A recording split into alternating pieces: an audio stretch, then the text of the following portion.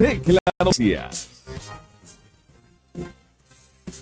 Así es, amigos, así es, estamos ya en nuestro segmento de entrevistas una vez más, son las 9:04 y en esta ocasión vamos a hablar acerca de la fiscalización. Sí, la fiscalización vuelve a ocupar el centro del debate nacional. La Asamblea Nacional ha anunciado un proceso de control político relacionado con los patrimonios de varios alcaldes del país, mientras que en el ámbito jurídico también ya se presentó la primera demanda de inconstitucionalidad contra el decreto ejecutivo 424, una normativa que ha generado distintas posiciones en el sector político y legal. Para analizar cuáles son los alcances constitucionales de estos hechos, si responden al ejercicio legítimo del control político o si podrían derivar en controversias institucionales, nos acompaña esta mañana el doctor Andrés Santos. Él es abogado constitucionalista, a quien agradecemos. Doctor Santos, gracias por aceptar la invitación. Bienvenido a Tecla Noticias. Buenos días.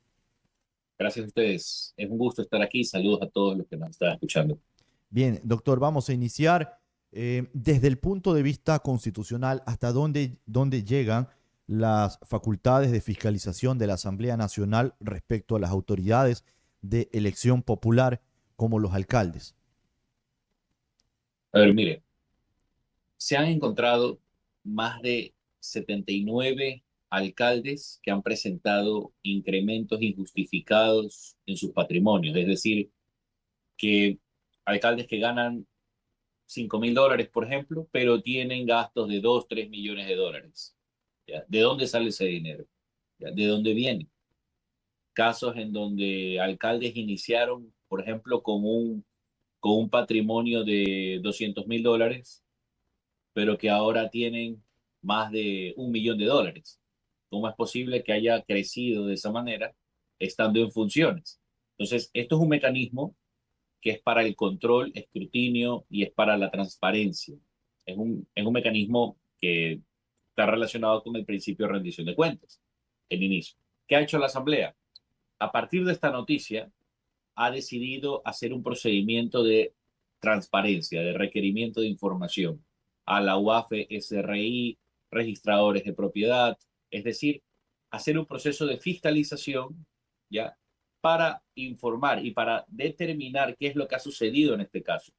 Y una vez que se termine ese proceso, se va a tener pues una conclusión final y posiblemente eso tiene que ser derivado a la fiscalía.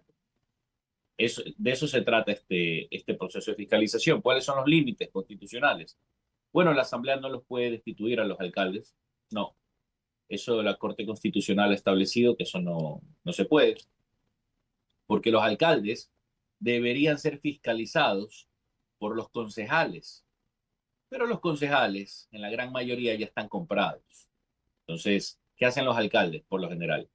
A los alcaldes corruptos. Ujú. Al concejal fulanito le dan un contrato de compras públicas. Al otro menganito le hacen poner a sus familiares en la administración. Se Y reparten las así van comisiones comprando a cada concejal, y se ¿no? reparten las Esa es la comisiones. manera, claro, es una forma corrupta que hace para que los concejales jamás fiscalicen, jamás.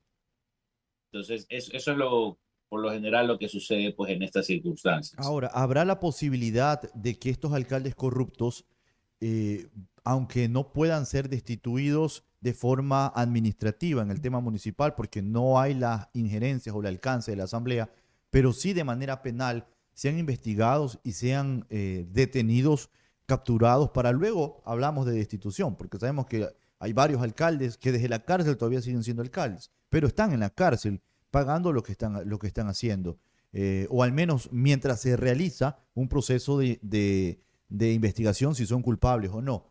¿Habrá esa posibilidad o simplemente, y voy a decirlo así, claro, la acción de la Asamblea quedaría como un saludo a la bandera? A ver, sí, habría la posibilidad de iniciar un proceso penal, ¿no? Investigaciones a nivel penal que pueden derivar en un proceso. Por supuesto que sí, correcto. Eso sí, definitivamente puede suceder. A ver, tenemos 221 alcaldes en nuestro país. De 221 tengo entendido que más de 100 están involucrados en procesos penales de todo tipo. Imagínense, O sea, aquí terrible. tenemos fuertes indicios del cometimiento de actos de corrupción. Ya tenemos, lamentablemente, pues, el, en ciertos cantones, la ciudadanía ha decidido votar por delincuentes. Ujú, Esa es la realidad. Y eso es un mal síntoma democrático. Significa que una parte de la ciudadanía, pues, no, de pronto está siendo engañada por propuestas demagógicas, populistas, no está votando de manera ética, ¿no? Entonces está votando por delincuentes. ujú. O sea, si ya vemos que hay un personaje que tiene antecedentes penales, procesos abiertos, tiene casos por corrupción, o sea, no podemos votar por esa gente, más aún si sabemos que hay personas con vínculos con el crimen organizado, pues, ¿no? Pero Con mafias, GDOs, etcétera. Entonces, esa es una realidad que vive en algunos cantones en nuestro país y que nos demuestra que hay partes, ¿no? Hay partes, ciertas poblaciones y ciertas partes de la ciudadanía que aún no han madurado democráticamente, aún no han madurado, digamos, en sus labores éticas, cívicas, ¿no? Eso es un gran problema.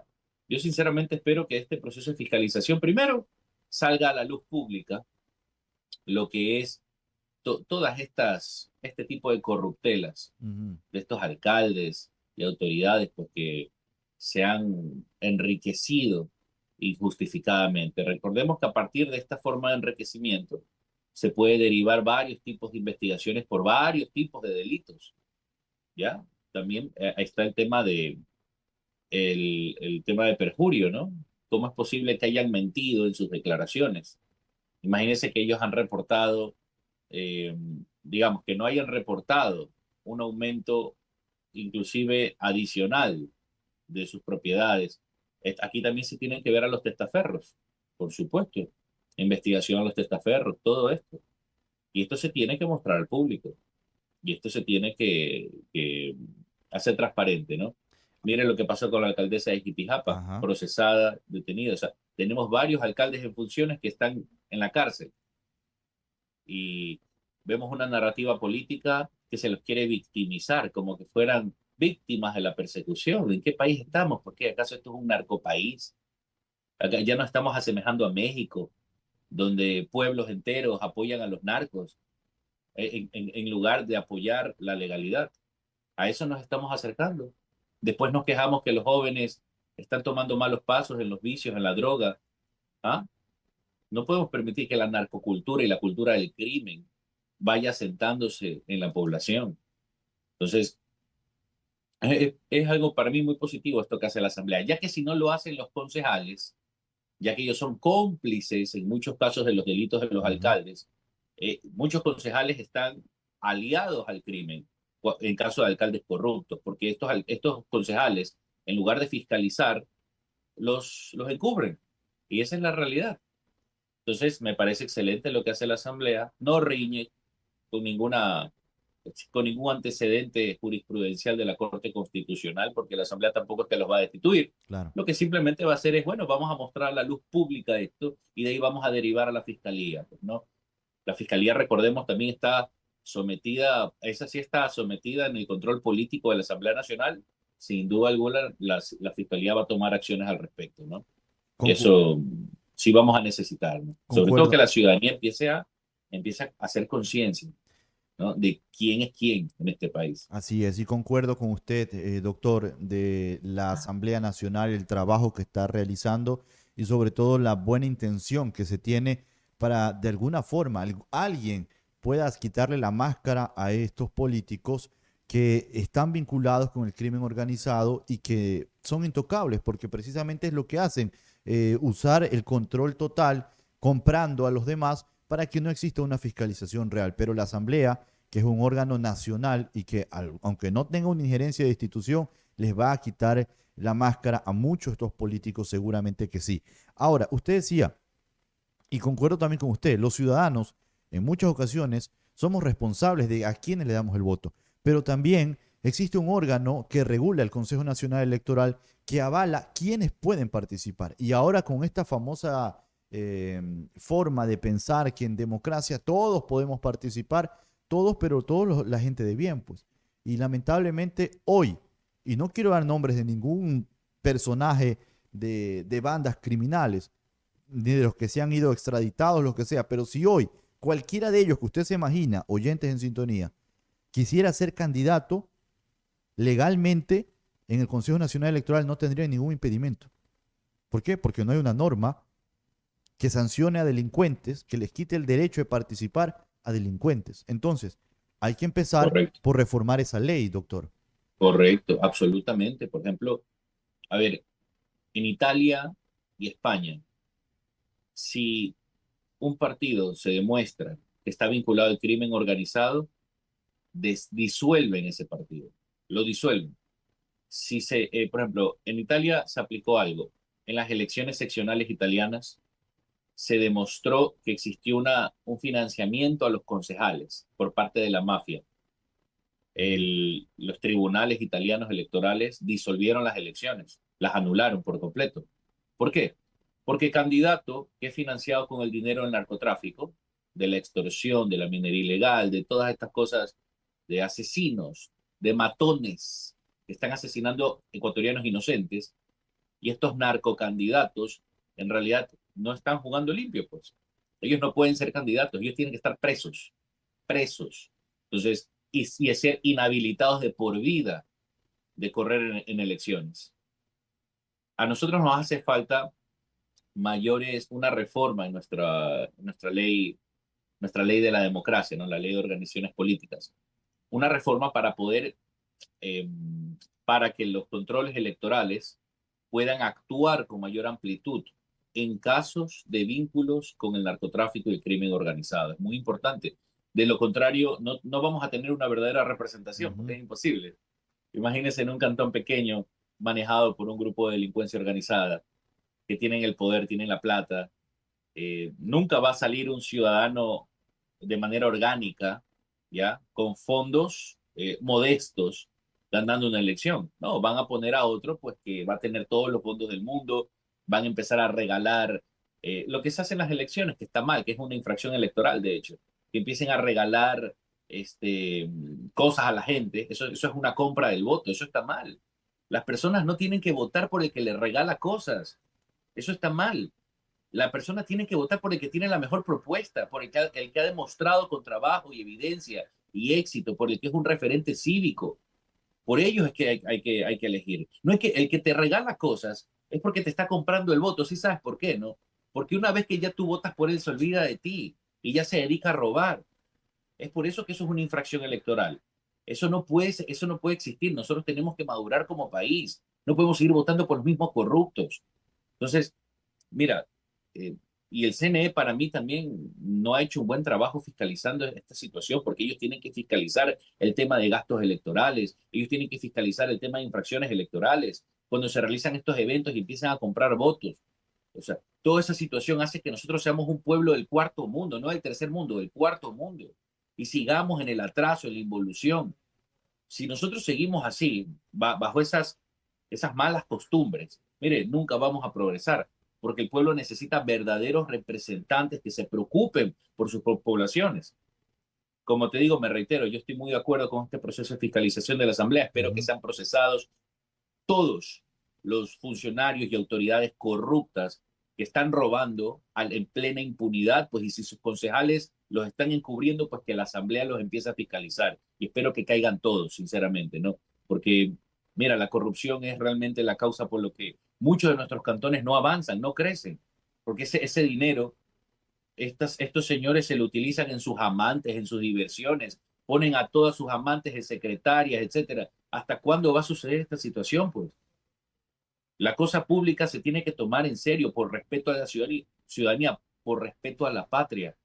Nosotros estamos enfrentando crimen organizado, pobreza, atraso, involución, falta de educación, etcétera. Tantas situaciones que nosotros estamos enfrentando y no puede existir alcaldes que se dediquen a robar en lugar de ayudar al progreso civilizatorio de nuestra nación, de cada una de sus jurisdicciones. Entonces, eso te podría decir, pues, hermano, de esta situación. Sí, es una situación que realmente sí molesta, molesta porque el control que debería ser evidente pasa frente a las narices de todos, pero lamentablemente en el Consejo Nacional Electoral no se hace, no se toma, mejor dicho, al toro por los cuernos. Y para concluir el tema, incluso de este proceso electoral y de las reformas que se deberían hacer en el CNE. Por citar un ejemplo, un partido político en el Ecuador suspendido por investigación de la Fiscalía, etcétera, el Tribunal Contencioso Electoral así lo determinó, y sin embargo, los candidatos de ese partido se pasan a otro partido y sigue la fiesta, continúan los mismos y no pasa nada.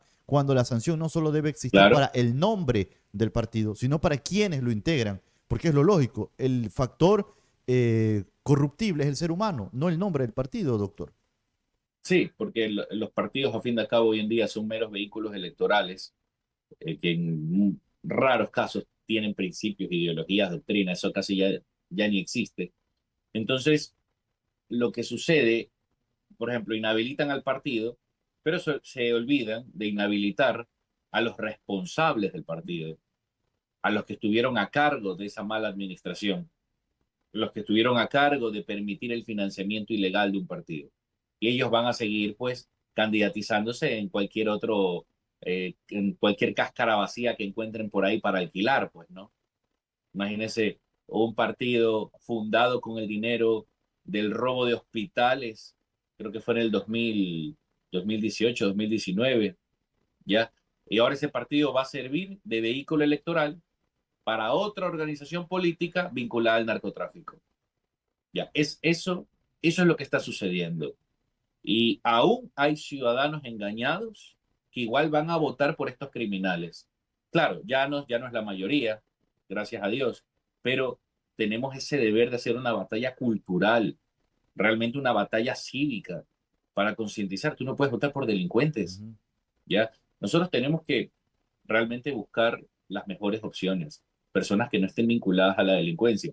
¿Sabe qué? Ciudadano, si no, mire, lo va a lamentar en sus hijos, en sus nietos, va a ver cómo en su cantón, poco a poco, va a crecer más el tema de las bandas, el tema de la narcocultura, el reclutamiento de menores.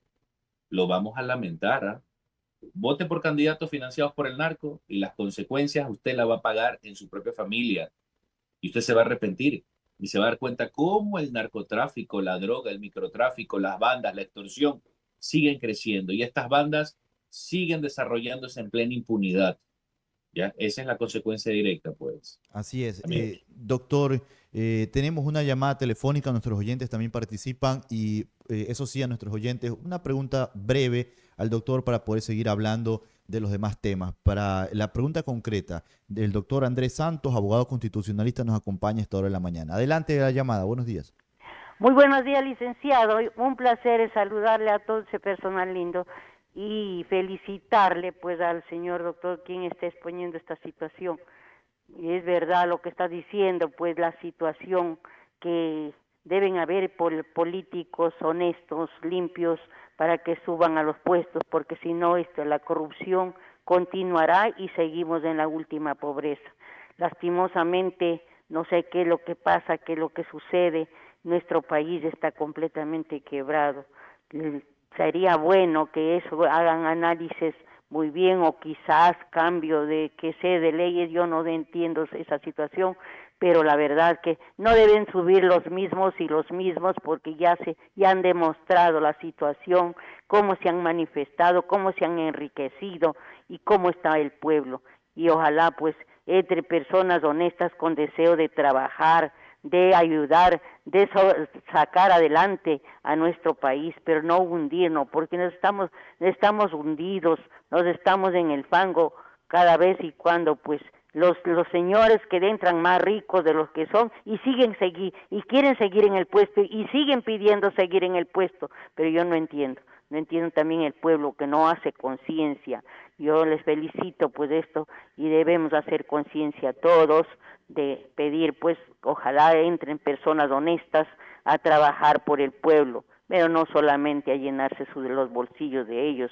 Y bien, gracias. Muchísimas gracias por permitir salir al aire. Gracias a usted, doña Zoila Pico, fiel oyente de la radio, que también dio su punto de vista, doctor.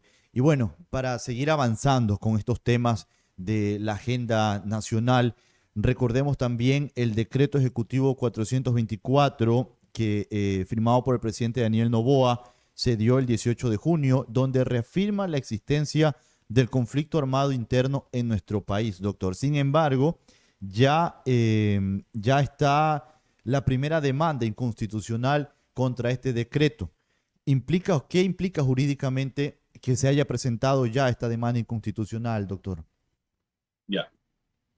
Ahora están utilizando a la Corte Constitucional como si fuera otra instancia, como que fuera una cámara alta, ¿no? Nosotros en el país tenemos un sistema unicameral. ¿Qué significa? Solo tenemos la Asamblea Nacional, ¿ya? No Ujú. tenemos otra instancia superior como es un Senado, ¿no? En el país no tenemos eso porque también somos un país pequeño. Bueno, hay discusiones al respecto que podría servir, no podría servir. Fuera interesante en su momento, pero habría que cambiar muchas cosas. Bueno, en fin. ¿Qué está haciendo la oposición?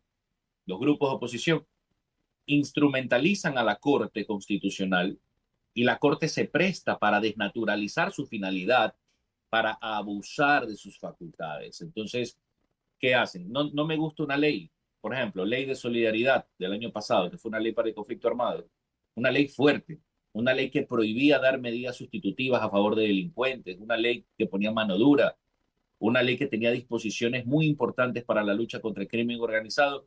¿Qué hicieron? ¿Qué hizo la bancada de oposición y grupos de extrema izquierda? Recurren a la Corte Constitucional para que la Corte, obviamente esta Corte es una Corte prodelincuente, ideológicamente prodelincuente, lo puedo demostrar en otra ocasión si quiere por qué lo es, con evidencias, procedió pues a dejarla sin efecto, ¿no? Entonces, ¿qué quieren hacer ahora? El decreto 424, ¿qué consiste? Es un decreto que se reconoce la existencia del estado del conflicto armado interno en el Ecuador, perdón, y también da los parámetros de cómo será la cooperación internacional, ya con los estados que van a cooperar en materia de seguridad. Este decreto se basa en un acuerdo internacional firmado entre Ecuador y Estados Unidos en el año 2024. Ese acuerdo internacional inclusive ya hasta pasó por la Corte Constitucional. La Corte inclusive ya validó la constitucionalidad del mismo. ¿Ya? Entonces, eh, las razones por las que siempre están impugnando estas situaciones a veces son grupos de delincuencia organizada que le paga abogados para que intenten bajarse pues estos instrumentos, ¿no? A ver, ¿qué dice este decreto, el 424, además de reconocer la existencia del conflicto armado interno? Pues establece pues los términos de cooperación, son los mismos que están en el acuerdo internacional, se llama el SOFA del 2024. SOFA significa el Estatuto de las Fuerzas. Estatuto de las Fuerzas es un convenio marco, es decir, es un formato que siempre utiliza Estados Unidos para cooperar en materia de seguridad en muchos países. ¿Ya? Entonces, en esta demanda de inconstitucionalidad me imagino, porque no la he leído aún, han de impugnar el tema de los asuntos relativos a la inmunidad, ¿sí? Porque dicen, ¿cómo es posible que personal extranjero tenga inmunidad diplomática? Bueno, es la misma que tienen los embajadores y los cónsules de los países acreditados en el mundo, es exactamente la misma. ¿Por qué? Mire, cuando usted ve que la policía, por ejemplo, buenos policías, que por supuesto que los hay, buenos policías, defienden a una víctima, usan su arma de dotación y les toca abatir a un delincuente, ¿no? Disparar a un delincuente pues para salvar una vida o salvar su propia vida. En ese momento existen fiscales corruptos que empiezan a procesar a estos policías, ¿ya? A procesarlos penalmente, inclusive pedirles prisión preventiva. Imagínense, eso es lo que hacen muchos fiscales. Y hacen que los policías tengan que pasar mucho tiempo defendiéndose, contratando abogados, en procesos que duran años. Inclusive, mire el último caso de un sargento, ¿no? Que él defendió a una víctima y, bueno, disparó contra unos delincuentes armados y fue sentenciado a 17 años de prisión. Imagínense. Ujú. Entonces, imagínense, nuestro sistema judicial es el peor, casi uno de los peores de la Tierra, del ranking del Rule of Law Index, que es el índice del imperio de la ley, los mejores índices destacados en evaluación judicial. De 141 países, estamos en el lugar 122. Estamos disputándonos los últimos lugares con las naciones africanas. Somos la última alcantarilla en materia judicial. Nuestros jueces han dejado tanto que decir, pero tanto que decir, los fiscales, todo el sistema judicial, aparte de los problemas estructurales que tenemos. O sea, es realmente algo vergonzante, ¿no? Y Ahora, esos mismos fiscales y ujú, esos mismos jueces son los que después se prestan para procesar a las fuerzas del orden cuando están cumpliendo su deber. Entonces, ¿qué es lo que hace el SOFA? Y no solo con Ecuador. Este es el procedimiento estándar en todo país del mundo que quiera cooperación internacional, ¿no? Voy a llevar a mis operadores de seguridad, a mis asesores de seguridad, porque ¿de qué se trata el convenio? ¿Y de qué se trata el acuerdo?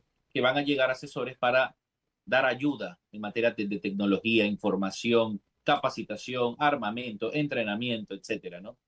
Y hasta en ciertos casos operaciones conjuntas muy puntuales, pero todo el personal, por ejemplo, estadounidense, va a estar supeditado, subordinado a las autoridades ecuatorianas. Pues no, ellos no es que pueden venir a hacer lo que les dé la gana. Todo lo que hagan va a ser coordinado y ordenado por el Comando Conjunto, Ministerio de Defensa, Bloque de Seguridad, Ministerio de Interior, dependiendo pues de la sección y el, ¿cómo es? Dependiendo del tema. ¿Ya? ujú. Entonces, eso prácticamente es lo que dice el decreto, ¿no? ¿Por qué les preocupa? Porque saben que si en Ecuador se aplica verdaderamente las leyes del conflicto armado interno, que son distintas a las leyes que se aplican hoy en día, el narcoterrorismo, la delincuencia organizada, violenta, ¿no? Tendría sus días contados. ¿Por qué no ha funcionado hasta ahora, no? Vemos que siempre hay estado de excepción, siempre tenemos... ¿Por qué? Porque no se ha aplicado hasta este momento las leyes de la guerra. No se han aplicado, amigos, no se han aplicado. El gobierno, no, ¿por qué no las ha aplicado? Me imagino que es por la Corte Constitucional, es por la Corte principalmente. Se necesita, a ver, si se va a necesitar eh, muchas agallas, mucha categoría, mucha valentía para aplicar lo que determina los protocolos de los convenios de Ginebra, ¿no? Que son los que sistematizan la normativa que se tiene que aplicar en una guerra. Por ejemplo, amigos, ¿ustedes creen que en Ucrania, que está en guerra con Rusia, ustedes creen que cuando Ucrania atrapa a 100 soldados rusos, ustedes creen que los pone en manos de los fiscales y los jueces?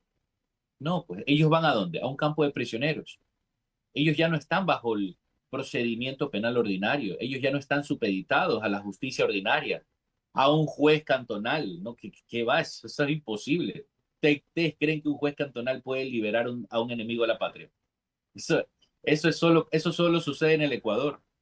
Solo aquí se prestan para estas mamarrachadas y payasadas que estamos viviendo y abogados prodelincuentes que lo primero que hacen es impugnar toda ley, toda normativa, toda decisión que vaya a afectar al narcotráfico. Esos son los abogados de la mafia, abogados pagados por el crimen organizado. Esos son los que tienen en gran medida destruido este país y todo el sistema judicial articulados con fiscales y jueces corruptos. Ujú. Entonces, ¿cómo sucede realmente, cómo debería suceder un conflicto armado? Tenemos 60.000 miembros de los grupos armados organizados, de grupos de crimen organizado peligroso, terrorista. Son 60.000. Tienen más número que nuestras propias Fuerzas Armadas, solo para darles ese ejemplo. Entonces, ¿qué es lo que se tiene que hacer? Ellos tienen que ser privados de la libertad de manera inmediata, pero ellos tienen que entrar a un régimen de privación de libertad distinta, no al que tenemos ahora, porque ahora quien decide la privación de libertad son los jueces y fiscales comunes, pues. Un juez de primera instancia, un fiscal ordinario, eso no puede suceder. El régimen que te contempla el derecho internacional humanitario, que es el derecho a la guerra, en otras palabras, es que se tienen que formar tribunales especializados. Pueden ser judiciales o pueden ser administrativos. ¿Ya? Y estos tribunales, estos consejos, son los que deciden sobre la privación de libertad. Obvio, tienen que pasar por garantías, se tiene que demostrar o tener indicios suficientes que estas personas pertenecen a estas bandas y ellos se van directamente a un campo de prisioneros, ni siquiera a un centro de rehabilitación regional, no, no, no. Son campos especializados. Así es. Zonas de internamiento los categoriza el derecho internacional, zonas de internamiento. Ujú. Doctor, Entonces, eso es lo que debería suceder, ¿no? Pero hasta el día de hoy no acontece porque tenemos una oposición de abogados pro delincuentes y la Corte Constitucional. totalmente de acuerdo con usted, doctor. Y lamentablemente el tiempo se nos ha terminado. Queremos agradecerle por acompañarnos brevemente su mensaje ya en la parte final, por favor. No, sí, gracias. Más bien gracias a ustedes, amigos, porque ya me he explicado, ya me he desarrollado bastante el tema. Más bien les agradezco y les envío un fuerte abrazo, ¿no? Saludos a todos. Muchísimas gracias, doctor Andrés Santos. Él es constitucionalista. Amigos, vámonos a la pausa y regresamos con más. Son las 9:34.